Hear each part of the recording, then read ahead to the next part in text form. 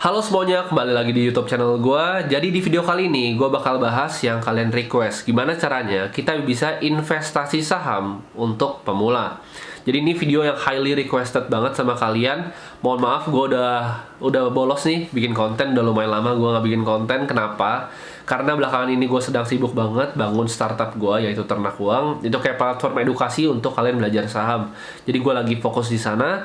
Nah, tapi kali ini gue ada kesempatan untuk bikin video ini. Jadi gue bakal coba untuk publish konten itu tiap minggu at least sekali lah ya. Mungkin di Selasa atau Rabu, tapi kalian request aja mau setiap hari apa gue uploadnya. Tapi gue bakal upload seminggu at least satu untuk kalian.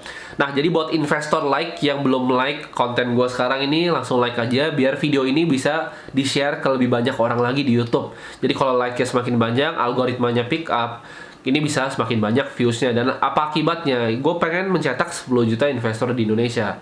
Gue nggak bercita-cita jadi YouTuber, gue juga nggak peduli AdSense dari YouTube. Jadi gue bikin ini memang khusus hanya mau sharing ke kalian. Nah, kita langsung lanjut aja ke videonya. Jadi gimana sih caranya kita bisa ibaratnya investasi ke saham? Saham itu apa sih? Saham itu simpelnya adalah kepemilikan sebuah perusahaan. Jadi kita ibarat kayak pizza nih, misalnya Bank BCA itu pizza, kita bisa dapat pizza kecilnya gitu, 0,000 sekian. Kita jadi pemilik dari Bank BCA kalau kita beli sahamnya Bank BCA.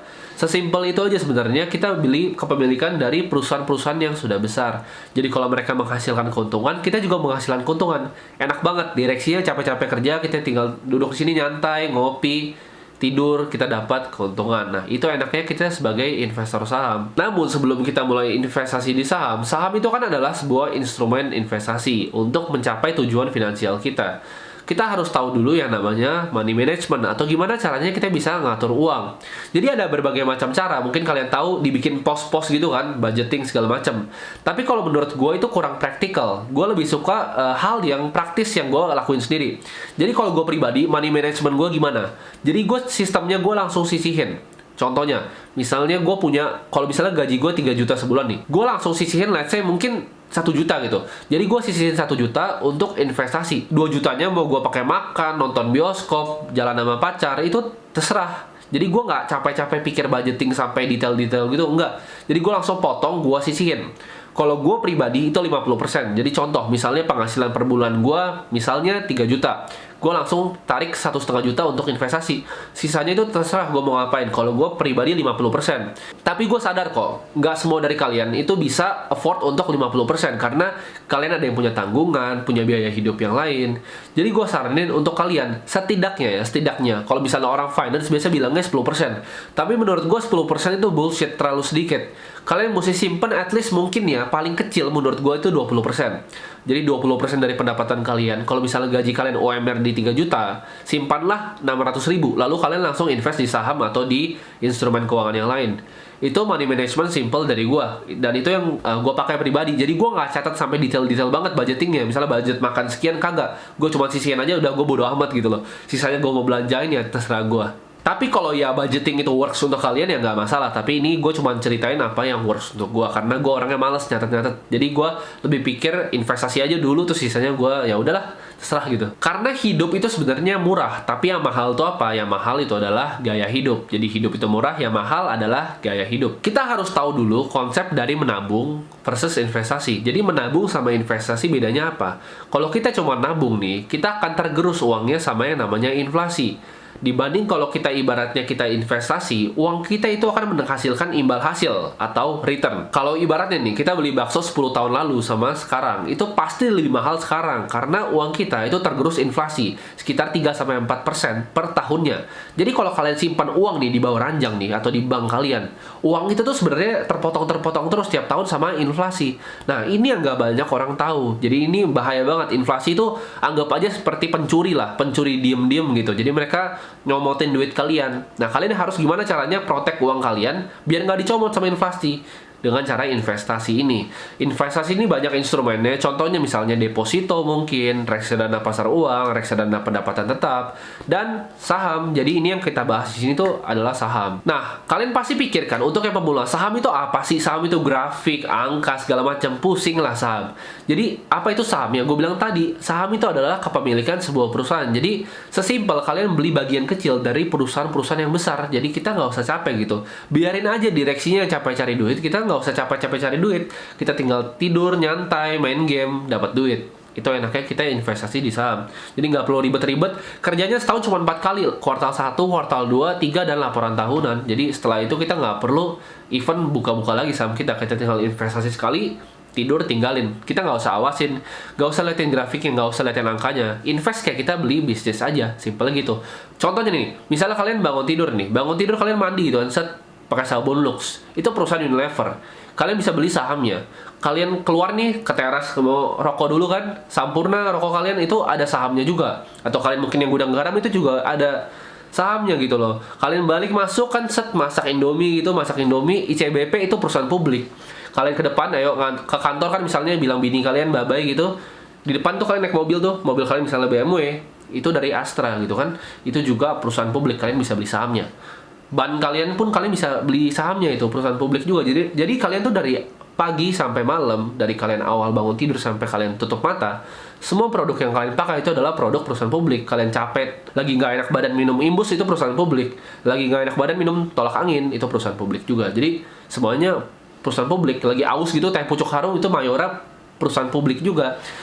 Jadi memang simpel banget. Kalian beli aja saham-saham perusahaan yang kalian sudah kenal produknya dan kalian pakai gitu. Bank BCA, Bank Mandiri, Bank BCA, itu semua perusahaan publik. Nah, cara pilih sahamnya itu gimana? Jadi, cara pilih saham, kita harus bisa analisa saham secara dua, yaitu kuantitatif dan kualitatif. Secara kuantitatif itu contohnya apa? Laporan keuangan. Kita bisa lihat efektivitas manajemen dari rasio-rasio keuangannya. Dan yang kedua itu apa? Yaitu kualitatif, kita lihat economic mode dari perusahaannya. Jadi perusahaannya ini apakah dia memiliki, ibaratnya contoh gini misalnya, kalian jualan sendal nih, sendal kalian tuh laku banget sampai semua tetangga kalian lihat sendal kalian gitu. Lalu Gojek kan bolak-balik terus tuh, tetangga kalian penasaran, dia bikin sendal yang sama kayak kalian, dia jualan, omset kalian langsung kepisah jadi dua. Jadi orang tuh gampang untuk niru bisnis kalian karena profitabilitas mengundang kompetisi. Jadi kalau kalian bikin usaha yang laku, pasti ada yang coba untuk compete sama kalian. Nah, ini adalah economic mode. Kalau misalnya tolak angin, gampang nggak kalian untuk bikin perusahaan tolak angin besok itu? Kan nggak bakal bisa.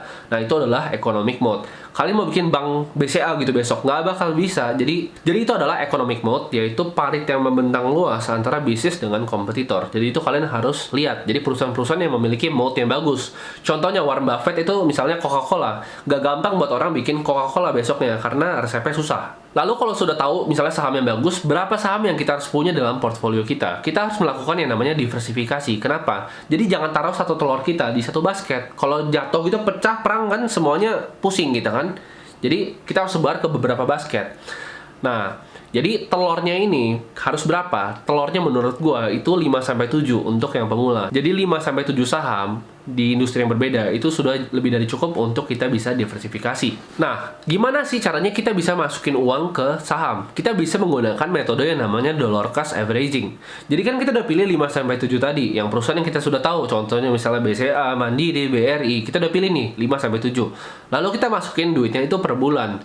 Jadi kita investasi misalnya tiap tanggal 1 Desember, tiap tanggal 1 Januari. Tanggalnya sama, jumlahnya sama, kita invest aja terus. Misalnya kalian sisihin 1 juta nih sebulan nih, kalian invest ke 5-7 perusahaan. Sesimpel itu aja. Invest tiap bulan, rajin nabung, nanti uang kalian bakal lebih gede. Karena sekarang tuh diskon, jadi saham-saham apapun yang kalian pilih sekarang tuh ujung-ujungnya pasti naik. Jadi memang ini gampang untuk investor-investor baru masuk di pasar modal. Dan ini kesempatan juga untuk kalian, karena kesempatan ini nggak akan pernah datang 2 kali. Kalian hanya perlu tanamin ini di otak. Kalian buy, beli, dan hold. Beli dan hold. Dah, itu aja. Jadi nggak usah pusing-pusing. Kalian buy, lalu kalian hold perusahaannya sampai 5-10 tahun, dan kalian akan mendapatkan keuntungan yang luar biasa. Jadi sebenarnya gak ribet kan kalau beli saham. Ini banyak highly requested banget videonya. Untuk kalian yang punya request video-video selanjutnya bisa komen di bawah. Kayak tadi gue dibilang kan, sebenarnya gue bikin video itu seminggu mungkin sekali ya. Karena gue memang gue suka juga sharing ke kalian. Ini juga merupakan passion gue, dan gue mau mencetak 10 juta investor baru di Indonesia. Jadi kalau yang anggap video ini bermanfaat, jangan lupa untuk like videonya, karena semakin banyak like-nya, video ini bisa di-share juga ke banyak orang juga. Gue kayaknya tadi udah ngomong deh, tapi nggak apa-apa deh.